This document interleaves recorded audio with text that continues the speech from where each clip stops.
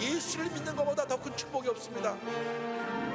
왜냐하면 예수님이 우리의 절대 희망이 되시기 때문인 것입니다.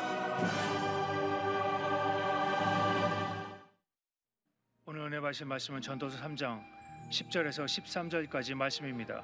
전도서 3장 10절에서 13절까지 말씀을 다 같이 봉독하겠습니다. 하나님이 인생들에게 노고를 주사 애쓰게 하신 것을 내가 보았노라. 하나님이 모든 것을 지으시되 때를 따라 아름답게 하셨고 또 사람들에게는 영혼을 사모하는 마음을 주셨느니라. 그러나 하나님이 하시는 일의 시종을 사람으로 측량할 수 없게 하셨도다. 사람들이 사는 동안에 기뻐하며 선을 행하는 것보다 더 나은 것이 없는 줄을 내가 알았고, 사람마다 먹고 마시는 것과 수고함으로 낙을 누리는 그것이 하나님의 선물인 줄도 또한 알았도다. 아멘.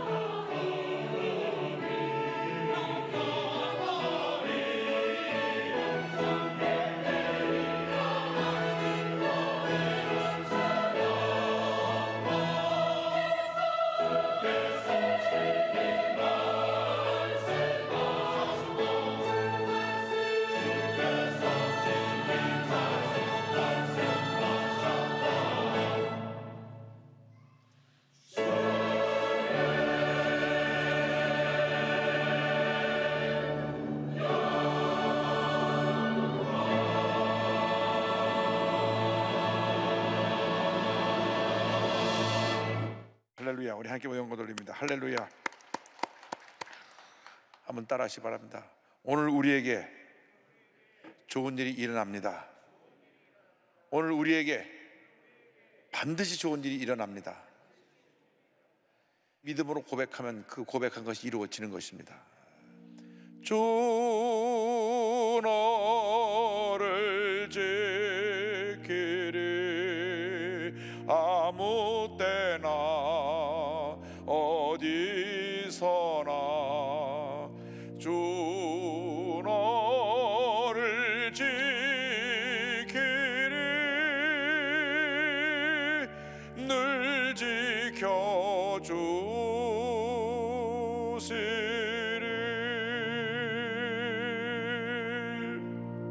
사랑과 은혜와 자비가 모아신 하나님 아버지, 예배를 통해서 주님께서 찬송과 존귀와 영광을 홀로 받으시옵소서. 전 세계 어디서든지 예배드리는 초소마다 성령의 기름 부으심이 넘쳐나게 하여 주시고, 주님의 은혜와 기쁨과 축복과 치료와 회복이 임하여 주셔서 기뻐 뛰고 즐거워하며 주님을 찬양하게 하시고 응답하고 기적을 체험하게 하여 주옵소서. 예배드리는 곳마다 성령의 불이 떨어지게 하여 주옵시고 주님의 놀라운 역사 나타나게 하여 주시옵소서. 믿습니다. 믿습니다. 믿습니다. 예배를 통해서 주님께서 홀로 영광을 받으시옵소서. 예수님의 이름으로 기도 올려옵나이다. 아멘. 오늘 전도서 3장 10절로 13절 말씀 가지고 하나님의 때, 이와 같은 제목으로 함께 말씀의 은혜를 나눕니다. 한번 제목을 큰 소리로 따라해 주십시오. 있는 곳에서 하나님의 때, 하나님의 때. 범사의 모든 것이 때가 있습니다. 세상 만사가 내가 원하는 대로, 내가 정한 때 내 뜻대로 절대로 되지 않습니다. 세상에서 가장 지혜로웠던 사람 솔로몬은 그가 말년에 기록한 전도서에서 이와 같이 고백을 합니다. 전도서 3장 1절로 4절입니다. 범사에 기한이 있고 천하만사가 다 때가 있나니, 날 때가 있고 죽을 때가 있으며 심을 때가 있고 심은 것을 뽑을 때가 있으며 죽일 때가 있고 치유할 때가 있으며 헐 때가 있고 세울 때가 있으며 울 때가 있고 웃을 때가 있으며 슬퍼할 때가 있고 춤출 때가 있으며 8절에 사랑할 때가 있고 미워할 때가 있으며 전쟁할 때가 있고 평할 때가 있느니라. 범사에 기한이 있고 천하만사가 때가 있는 것입니다. 씨앗을 뿌릴 때가 있고 곡식을 거둘 때가 있고 슬퍼할 때가 있고 기뻐할 때가 있는 것입니다. 그런데 우리 각자의 하나님의 때가 예비되어 있어서 그때에 놀라운 일을 이루시는데, 언제 내가 그 하나님의 때를 맞이할 수 알지 못하지만은 매일 매순간 최선을 다하며 주님의 영광을 위해 살아가게 될 때 하나님의 때 놀라운 은혜와 축복을 우리 모두가 받아 누리게 될 것입니다. 먼저 인생의 고난의 때에 대해서 함께 생각해 보기 원합니다. 원튼 원치 않도 우리에게 인생의 고난이 다가옵니다. 그런데 전도서 3장 10절에 성경은 말씀합니다. 하나님이 인생들에게 노고를 주사 애쓰게 하신 것을 내가 보았노라. 이 말씀에 의하면 하나님이 우리에게 이 고난을 허락해 주셨다고 하는 것입니다. 고난이, 우리가 그 고난을 통과할 때는 고통스럽고 괴롭고 힘들고 아프지만은, 그러나 고난의 결과는 축복이요 은혜요 기적입니다. 할렐루야. 고난 당할 때 우리가 낙심하면 안 됩니다. 고난 이후에 다가올 그 축복을 바라보면서 믿음으로 전진해 나가야 되는 것입니다. 거룩한 꿈을 꾸고 꾸미는 것을 믿고 믿음으로 고백하며 나갈 때 반드시 좋은 일이 일어나게 될 것입니다. 성경에 의인으로 불렸던 욥이 있습니다. 욥은 어느 날 전혀 생각지도 못해 큰 고난을 겪게 되었습니다. 그런데 고난을 통하여 자신을 바로 볼 수 있게 되었고, 하나님을 만나는 체험을 통하여 그가 회개하고 믿음이 한단계 되어 성숙한 그런 하나님의 귀한 일꾼이 되었습니다. 하루아침에 그의 10자녀를 다 잃었습니다. 7남 3녀 10자녀가 태풍이 불어 집이 무너지는 바람에 다 죽고 전 재산이 다 사라져버리고 건강도 잃고 아내와 가까웠던 친구들이 등을 돌리고 그러한 절망의 나락에 떨어졌을 때 그는 그 고난을 통과하며 주님의 은혜를 체험합니다. 그 은혜를 체험한 다음 이와 같은 고백을 합니다. 욥기 42장 5절 6절입니다. 내가 죽게 대하여 귀로 듣기만 하였사오나 이제는 눈으로 주를 배움나이다. 그러므로 내가 스스로 거두어드리고 티끌과 재 가운데에서 회개하나이다. 내가 티끌과 재 가운데서 회개하나이다. 회개하나이다. 회개하나이다. 욥이 고난을 당하기 전까지는 나는 죄짓지 않고 모든 사람 보기에 가장 의로운 모습으로 살아가고 있다고 그렇게 생각하며 살았던 사람입니다. 어떻게 보면 이것이 더 큰 문제인지 모릅니다. 우리 모두가 주님 앞에 죄와 허물로 가득한 문제투성의 인간들인데, 나는 죄가 없으니까 나는 의롭다 한 이 영적 교만이 얼마나 무서운지 모릅니다. 그런데 고난을 통과하면서 자기의 영적 교만을 보게 됩니다. 친구들이 와서 너 죄졌지, 너 죄졌지. 아니다, 난 죄를 짓지 않았다고 친구들과 맞서 그가 계속 논쟁을 벌였지만은 그 논쟁이 다 의미가 없게 된 것입니다. 하나님을 만난 다음, 주님, 내가 티끌과 제 가운데서 회개하나이다. 영적인 교만을 회개했을 때 그런 성숙한 하나님의 사람으로 거듭나게 되었고, 하나님께서 말년에 갑절의 축복을 주신 것입니다.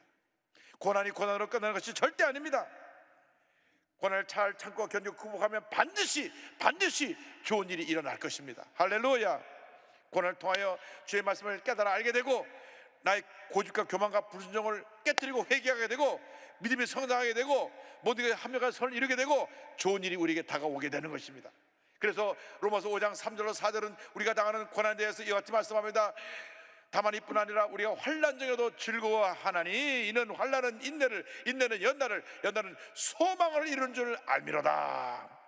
환난 중에서 즐거워하는 이유는 환난 가운데, 고난 가운데 인내하게 되고, 인내할 때 우리 인격이 단련되어지게 되고, 인격이 단련되어지면 우리의 꿈과 소망을 이루게 된다고 하는 것입니다. 그러므로 고난은 저주가 아니라 축복의 도구입니다. 문제가 무엇입니까? 우리가 인내하지 못하고 늘 급하기 때문에 실수하고 다투게 되고 분노하게 되는 것입니다. 고난을 통해서 우리가 인내를 배우게 됩니다. 인내를 배우면 우리의 인격이 다듬어지게 되는 것입니다. 우리 모두가 무한한 인격을 갖고 있습니다. 보통 때는 잘 모르겠는데 누가 나에게 대해서 부정적인 일이라고 나를 헐뜯으면 분노합니다. 더 큰 소리를 내고 다툽니다. 자기의 숨었던 성격이 다 나와서 그 성격으로 인해서 사람들에게 상처를 주는 것입니다. 제가 오늘 책을 읽어보니까 늘 집에서 아버지가 엄마를 때리는 모습을 보고 자랐는데, 나중에 보니까 자기가 자기 부인을 때리고 있다는 것입니다. 그러니까 내 마음속에 쌓여진 분노가 다시 대를 이어서 그 가정에 대물림한 것입니다. 이런 귀신을 쫓아내야 됩니다. 고난을 받을 때 하나님의 은혜로 말미암아 회개하면 귀신이 쫓겨나가는 것입니다. 문제 해결되는 것입니다. 기적이 임하는 것입니다. 성경 곳곳에 고난의 유익에 대해서 우리에게 말씀합니다. 시편 119편 71절에 고난당한 것이 내게 유익이라, 이로 말미암아 내가 주의 율례들을 배우게 되었나이다. 고난당한 것이 내게 유익입니다. 이로 말미암아서 내가 주님의 말씀을 깨닫게 되고 말씀을 배우게 되었습니다. 욥기 23장 10절입니다. 그러나 내가 가는 길을 그가 아시나니 그가 나를 단련하신 후에는 내가 순금같이 되어 나오리라. 나를 단련하신 후에는 내가 순금같이 되어 나오리라. 나의 모습이 지금 부족하고 연약하고 어리석고 많은 것이 모자르지만은 연단을 통하여 새롭게 되고 변화되어서 순금 같은 가장 아름답고 귀한 모습으로 변화되어 나오게 될 것이라. 할렐루야. 고난 중에 감사하시기 바랍니다. 고난 중에 찬양하시기 바랍니다. 고난 중에 기도하시기 바랍니다. 고난 중에 감사하고 찬양하고 기도하면 반드시 좋은 일이 일어나는 것입니다. 밤이 깊으면 곧 새벽이 밝아오는 것처럼, 긴 겨울이 지나고 나면 희망의 봄이 우리에게 다가오는 것처럼, 우리가 고난의 때를 통과하고 나면 반드시 놀라운 주님의 은혜가 임하는 축복을 선물로 받게 될 것입니다. 고난 중에 낙심하지 마십시오. 몸에 깊은 병이 들어왔다고 낙심하지 마십시오. 슬픔에, 고통에, 괴로움이 다가왔다고 낙심하지 마십시오. 잘 참고 견디고 우리가 연단되어지면 모두가 하며 선을 이루고 반드시 좋은 일이 우리에게 다가오게 되는 것입니다. 둘째로, 주님은 이 고난을 통하여 때를 따라 아름답게 하시는 은혜를 우리에게 체험케 해 주십니다. 전도서 3장 11절입니다. 하나님이 모든 것을 지으시되 때를 따라 아름답게 하셨고 또 사람들에게는 영원을 사모하는 마음을 주셨느니라. 그러나 하나님이 하시는 일의 시종을 사람으로 측량할 수 없게 하셨도다. 하나님께서 모든 것을 때를 따라 아름답게 하셨습니다. 하나님이 지으신 것이 아름답지 않은 것이 아무것도 없습니다. 악한 원수마귀가 와서 헝컬어놓고 더럽혀서 그렇지, 우리가 예수님의 은혜로 다시 십자가의 은혜로 다시 회복되어지면 모든 것이 아름답게 변화될 것입니다. 그리고 우리 마음 가운데 영혼을 사모하는 마음을 주신 것입니다. 이 땅에 사는 것이 전부가 아닙니다. 우리가 먹고 마시는 것이 전부가 아닙니다. 장차 우리는 저 영원한 천국에 가게 될 것인데, 이 땅에서의 고난은 잠깐이요, 천국에서의 축복은 영원할 것입니다. 그 영혼 속에 우리가 들어가게 될 것입니다. 그러므로 하나님의 때를 바라보면서 주님만 믿고 의지하고 바라보고 매 순간순간 최선을 다하는 삶을 살아가게 될 때 하나님께서 우리에게 축복의 문을 열어 주실 것입니다. 하나님이 하시는 일을 우리가 다 할 수가 없습니다. 그러나 우리가 주님께 믿고 맡기고 주님만 의지하고 나아가면 반드시 주님께서 모든 것이 합력한 선을 이루게 만들어 주시는 것입니다. 로마서 8장 28절의 말씀을 우리 기억합니다. 이 말씀 우리 모두 다 외워야 합니다. 그리고 고백해야 됩니다. 있는 자리에서 다 같이 이 말씀을 고백합니다. 우리가 알거니와 하나님을 사랑하는 자 곧 그의 뜻대로 부르심을 입은 자들에게는 모든 것이 합력하여 선을 이루느니라. 모든 것이 합력하여 선을 이루느니라. 모든 것이 합력하여 선을 이루느니라. 슬펐던 일, 기뻤던 일, 좋았던 일, 나빴던 일 다 합력하여 선을 이루게 될 것입니다. 모세를 기억합니다. 모세는 바로왕의 공주의 아들로 자라났습니다. 그 이집트 역사를 보면 그 공주가 나중에 그 애굽의 왕이 됩니다. 그러니까 그 공주의 아들로 자랐으니까 왕자의 신분으로 자랐습니다. 왕자의 신분으로 자랐기 때문에 최고의 그 지식의 교육을 다 받았고 권력자였고 못 하나 부족함이 없었습니다. 그런데 자기가 어릴 때 어머니에게부터 젖을 먹으면서 어머니가 자기 의식이 들어올 때부터 해준 말이 너는 히브리 사람이다. 히브리 사람이다. 이스라엘 백성들을 노예로부터 해방시켜야 된다. 애굽에서 해방되어야 된다. 해방시켜야 된다는 말을 듣고 자랐습니다. 40살이 되었을 때 이제 내가 할 수 있겠다 해서 본인이 나가서 자기가 스스로 이스라엘을 구원하려고 했다가 오히려 애굽 사람을 쳐 죽이고 그리고 살인자가 되어 그런 광야로 도망하는 그런 도망자가 되었습니다. 하나님의 때가 아닌데 내가 해보겠다. 그건 완전히 실패한 것입니다. 하나님의 때를 기다려야 되는 것입니다. 여러분이 앞서가면 안 됩니다. 여러분이 하는 것이 아니라 하나님이 하시는 것입니다. 여러분의 일이 아니라 하나님의 일인 것입니다. 더군다나 신앙생활은 그렇습니다. 전적으로 주님만 믿고 의지하고 사는 것이 신앙생활이지 내 지식, 내 꾀를 가지고 무엇이 된다고 하는 것은 어리석은 일입니다. 하나님께서 조영기 올로 목사님, 최자실 목사님 62년 전에 저 대도동 천막을 치고 5명으로 출발한 교회가 어떻게 목사님 50년 성역에 78만 명이 되고 지금 62년이 지난 이후로 독립한 교회까지 다 합쳐서 88만이 됩니까? 하나님께서 그 일을 하신 것입니다. 그 하나님의 일에 믿음으로 참여하니까 이 같은 놀라운 역사가 일어나게 된 것입니다. 그렇습니다. 우리가 하나님의 때를 알 수가 없습니다. 그러나 하나님의 때에 우리가 쓰임받기만 하면 위대한 일이 일어나는 것입니다.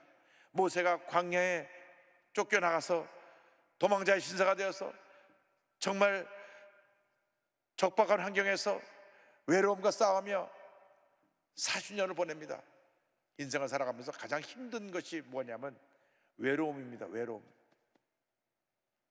아무도 나를 찾아오는 사람 없고 혼자 외롭게 지날 때 그 외로움의 밤이 얼마나 나에겐 긴 밤인지 모릅니다. 밤새 눈물을 흘려도 내 눈물을 닦아줄 사람도 없고 찾아서 날 위로해 주는 사람도 없고 그래서 특별히 병중에 오랫동안 병상에 누워있으면 그 고통이 심한 것입니다. 그 외로움의 고통은 말로 다 표현할 수 없습니다. 그것이 한 달이 아니고 1년이 아니고 10년이 아니고 40년입니다. 눈을 뜨보면 매매우는 양들밖에 보이지 않고 40년 동안 이 고독의 광야에서 외로움의 광야에서 모세는 깨어지고 또 깨어지고 깨어졌습니다. 나는 아무것도 할 수 없다. 백발이 성성한 80세가 되었을 때 하나님이 모세를 부르십니다. 인생의 모든 꿈과 희망이 다 사라지고 백발이 성성해서 기력이 쇠했을 때 하나님이 모세를 부르시고 택하시고 위대한 일을 맡기신 것입니다. 모세의 때는 40세였지만 하나님의 때는 모세의 80세였던 그때가 하나님의 때였던 것을 우리는 잊지 말아야 합니다. 여러분 절대 희망의 끈을 놓지 말고 붙잡고 계시기 바랍니다. 여러분이 나이가 상관이 없습니다. 내가 지금 사업이 실패했고 내 아들이 직장도 얻지 못하고 몇 년씩 쉬고 있고 내가 문제가 다 꼬이고 안 되고 있어도 주님의 때에 단번에 모든 문제 해결되고 하나님의 기적이 일어나게 될 것입니다.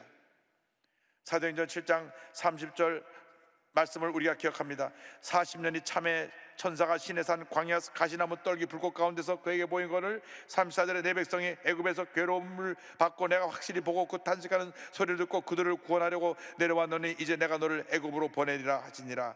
40년이 참에 하나님의 시간표에서 40년을 딱 채고 나서 모세가 8세가 되었을 때 나는 못한다 그럴 때 하나님이 모세를 부르십니다. 이제 가라. 그런데 가라고 주님 명령하시니까 내가 누구길래 거길 갑니까? 40년 전하고 완전히 태도가 바뀌었습니다. 출애굽기 3장 11절입니다. 모세가 하나님께 아뢰되 내가 누구이기에 바로에게 가며 이스라엘 자손을 애굽에서 인도하여 내리까? 내가 누구이기에 이스라엘 자손을 애굽에서 인도하여 내겠습니까? 난 아무것도 아닙니다. 여러분, 신앙생활은 바로 이것이 깨어지는 것입니다. 내가 아닙니다. 주님이 하십니다 라고 바뀌는 것이 그것이 신앙생활의 근본적인 모습이고 성숙한 모습입니다. 내가 앞서서 일을 할 때는 실수가 많고 부딪히는 거 많고 상처가 많고 괴로움이 많지만 주님께 맡기면 위대한 역사가 일어나는 것입니다. 모세가 아무것도 할 수 없다고 고백할 때 하나님 모세를 부르신 것입니다. 인간의 끝이 하나님의 시작인 것입니다. 인간의 마지막이 하나님의 놀라운 역사가 시작되는 출발점이라는 것을 잊지 말게 되기를 바랍니다. 하나님께서는 하나님의 때 80세 아무것도 할 수 없다고 하는 모세를 부르셔서 120세까지 그를 건강하게 하시고 위대한 역사를 이루셨습니다. 신명기 4장 10절입니다. 모세가 죽을 때 나이 120세였으나 그의 눈이 흐리지 아니하였고 할렐루야 기력이 쇠하지 아니하였더라. 120세까지 눈이 침침해지지 아니하고 기력이 쇠하지 아니하고 건강한 모습으로 그 놀라운 역사를 감당한 모세가 되었던 것입니다. 언제? 하나님의 때, 하나님의 쓰실 때 그 같은 일이 일어난 것입니다. 하나님의 때가 있습니다. 하나님의 때 모든 것이 아름답게 만들어 주시는 것입니다. 요셉을 기억해 보시기 바랍니다. 형들에게 미움을 받아서 17살에 애굽의 노예로 팔려갑니다.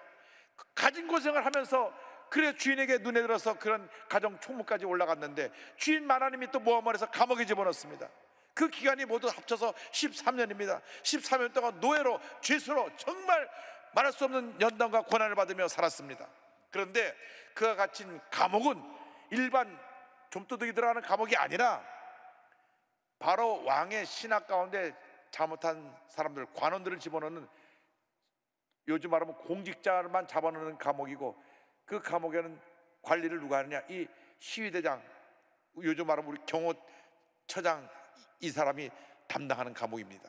그러니까 그 감옥에 들어간 사람은 왕이 아는 사람이고 왕이 풀어줘야만 나올 수 있는 감옥입니다. 그런데 요셉은 바로왕을 본 적도 없고 아는 적도 없습니다. 노예로 끌려왔다 그곳에 들어갔으니 그곳에서 평생 갇혀 있다가 죽게 되는 것입니다. 요즘으로 말하면 무기징역입니다. 무기징역을 받고 들어간 것입니다. 그러니 인간의 눈으로 볼 때 그 인생은 끝난 것입니다. 아는 사람도 없고 완전히 누명을 쓰고 재판도 받지 않고 그냥 감옥에 들어가 버린 것입니다. 그런데 인간의 끝이 하나님의 시작입니다. 거기서 관원들의 꿈을 해먹어준 것이 계기가 되어서 그가 30살이 되었을 때 13년 만에 그가 죄수에서 하루아침에 신분 상승을 해서 애굽의 총리가 됩니다. 창세기 41장 38절 39절 말씀합니다. 바로가 그의 신하들에게 이르되 이와 같이 하나님의 영에 감동된 사람을 우리가 어찌 찾을 수 있으리요 하고 요셉에게 이르되 하나님이 이 모든 것을 내게 보이셨으니 너와 같이 명철하고 지혜 있는 자가 없도다. 42절 43절에 자기의 인장 반지를 빼어 요셉의 손에 끼우고 그에게 세마포 옷을 입히고 금사슬을 목에 걸고 자기에게는 버금술에 그를 태우매 무리가 그의 앞에서 소리 지르기를 엎드리라 하더라. 바로가 그에게 애굽 전국을 총리로 다스리게 하였더라. 할렐루야. 가장 낮은 신분인 죄수에서 가장 높은 위치인 바로왕 바로 아래 총리가 되어서 당시 최대 강대국인 애굽을 다스리게 된 것입니다. 하나님의 때 이렇게 하나님께서 쓰시면 위대한 하나님의 사람으로 쓰임받게 되는 것입니다. 하나님이 함께 하셔서 이렇게 위대한 사람으로 요셉을 세우셨는데 우리도 요셉처럼 하나님과 동행하여 복받은 인생 살아가게 되기를 주님의 이름으로 축원합니다. 매 순간순간 주님만 바라보고 믿음으로 전진 또 전진에 나가면 반드시 좋은 일이 일어날 것입니다. 그때까지 우리는 어떻게 살아야 됩니까? 셋째로 우리는 주님 안에서 기뻐하며 선을 행하는 삶을 살아야 합니다. 매 순간 하나님의 때를 바라보며 최선을 다해야 되는데 무엇을 해야 되느냐? 착한 일을 해야 됩니다.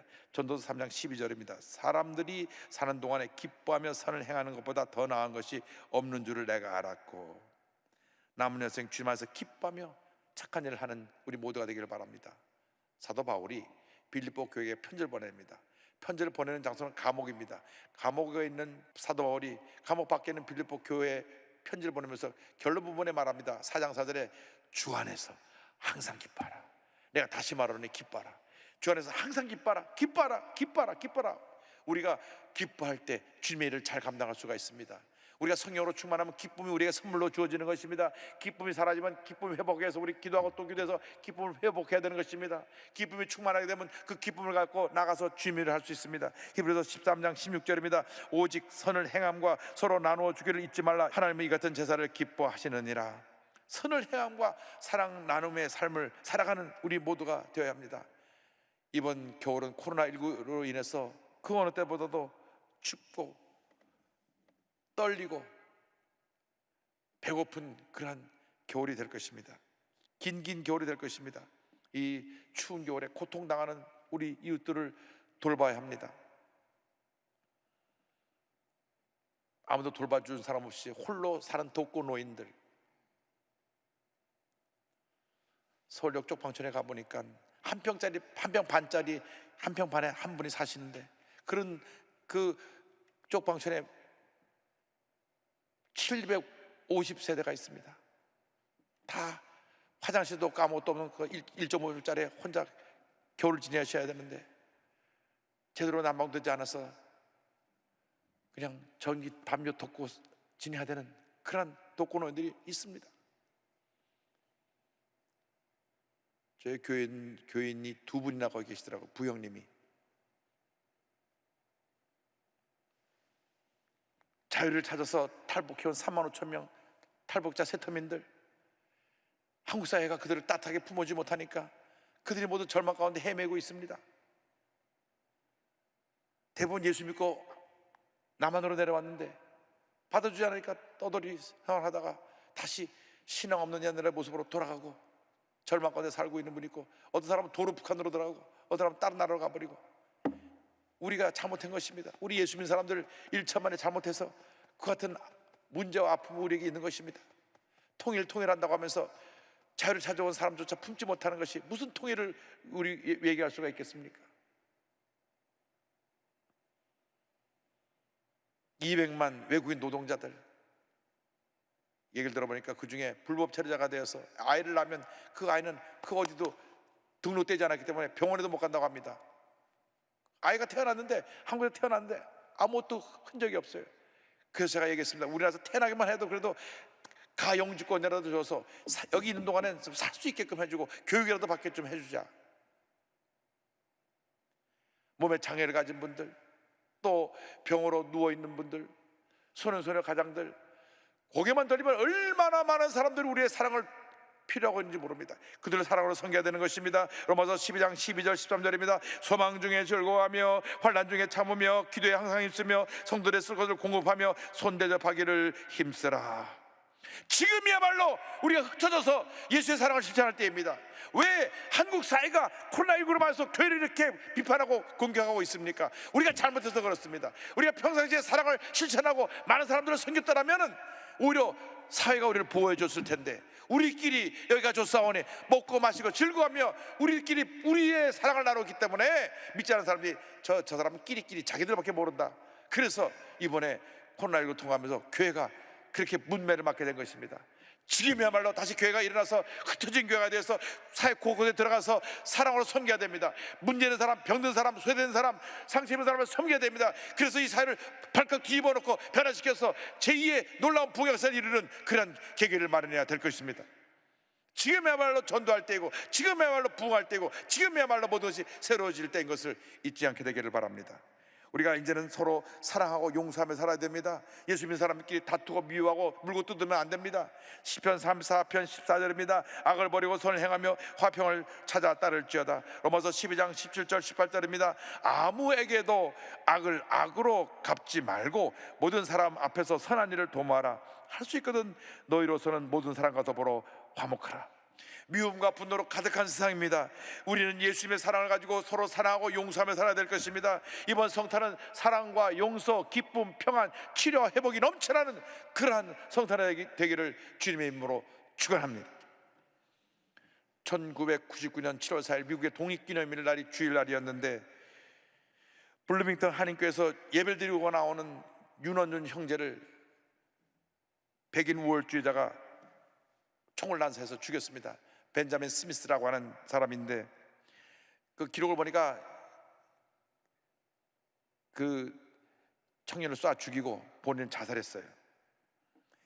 윤원준 형제는 다른 주에서 학부를 마치고 이곳에 대학원 와서 인디애나 대학에서 대학원까지 공부하던 그런 착한 청년이었고 믿음 좋은 청년이었습니다. 그 청년의 죽음으로 말미암아 학교와 지역사회가 슬퍼했고 인종우월자의 주의자들은 문제가 있다고 심각한 그 논의가 벌어지기도 했습니다. 윤원준 형제가 희생당한 지 며칠 지나 7월 12일 미국 전역에는 추모 예배 광경이 방영되었습니다. 저 모습인데요. 그런데 이 예배를 드리는 마지막 부분에 사촌형인 박성호 목사님이 나와서 가족 대표 인사를 합니다. 그 사랑의 메시지가 온 미국을 감동시켰습니다. 나는 가족을 대표해서 예수 그리스도의 이름으로 내 사촌 동생을 죽인 벤자민 스미스를 용서할 것입니다. 그리고 나는 오늘 예수 그리스도의 이름으로 내 사랑하는 사촌 동생의 꿈을 빼앗아가고 피를 흘리게 한 이 미국을 예수 그리스도의 이름으로 용서합니다. 왜냐하면 예수님은 용서를 위해 오셨기 때문입니다. 우리 가족은 그 예수 그리스도를 주님으로 믿는 사람들입니다. 할렐루야. 이 메시지가 온 미국을 감동시켰습니다. 어느 한 목사님이 치유와 희망이라는 제목으로 신문에 칼럼을 썼습니다. 이 사건을 통해 그들이 보여준 용서의 모습은 자신을 최고로 생각하는 근본적인 욕망을 가진 우리 인간에게 희망과 치유의 증거가 되어줄 수 있었다. 그리고 장례식 때 들어왔던 기금을 모아서 장학자들을 만들었습니다. 장학기금을 만들어서 지금도 인디애나 대학에서는 원준윤 메모리얼 펀드가 있어서 그 사회에 선한 영향을 끼친 학생들에게 매년 장학금을 주고 있습니다. 우리 사회가 얼마나 미움과 분노로 가득해 있습니까? 분노를 참지 못해서 불을 지르고 사람을 죽이고 이러한 끔찍한 일들이 우리 주변에 일어나고 있습니다. 우리 예수 믿는 사람들이 그런 일이 일어나지 않도록 사회를 변화시켜야 되는데 우리가 여기가 조소한 우리들끼리만 서로 우리들의 잔치를 가지다 보니 사회가 이렇게 피폐해진 것입니다. 이제 우리 다시 일어나야 됩니다. 예수의 사랑을 들고 가지고 일어나야 됩니다. 성탄을 맞이하면서 우리 모두가 용서와 사랑의 실천자가 되어야 합니다.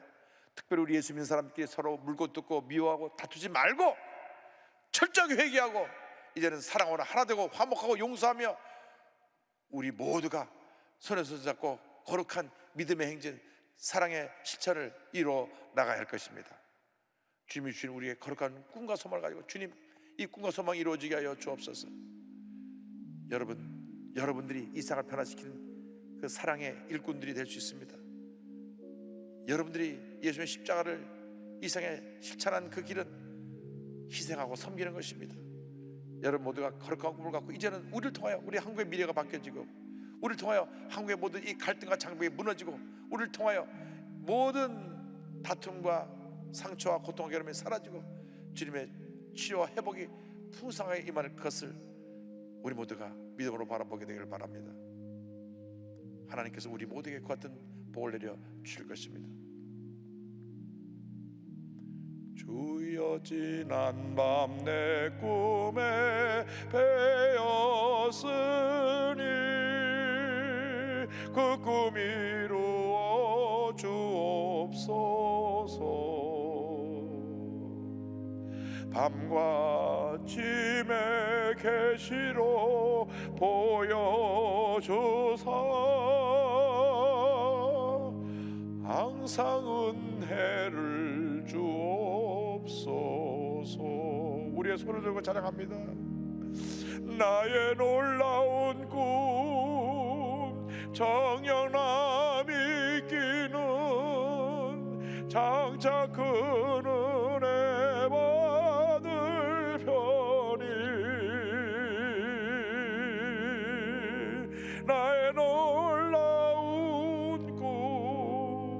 정령이 이루어져 주님 얼굴을 배우리라. 기도하겠습니다.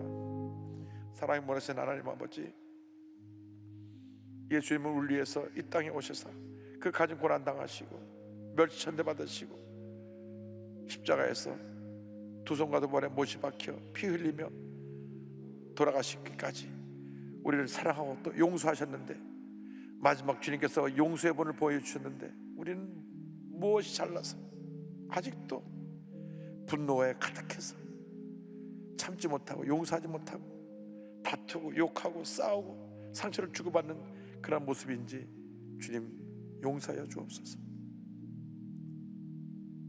혼자 잘나서 남의 잘못만 지적하고 남을 비판하고 알게 모르게 짓밟았던 그러한 영적 교만도 용서하여 주옵소서. 나는 사랑받아야 되고 저 사람은 사랑받을 가치가 없다고 사람을 편을 갈았던 것도 용서하여 주옵소서. 주님, 예수님은 사랑, 용서, 희생, 섬김으로 우리에게 본을 보여주셨는데 우리는 그 반대 삶을 살았던 것을 용서하여 주옵소서. 이 시간 우리 마음 가운데 거룩한 꿈을 가지고 내 자신이 변화되고 세상이 변화되는 모습을 바라보며 하나님의 때를 기다리며 믿음으로 전제해 나가는 제보도가 될 수 있도록 은혜 내려 주시옵소서.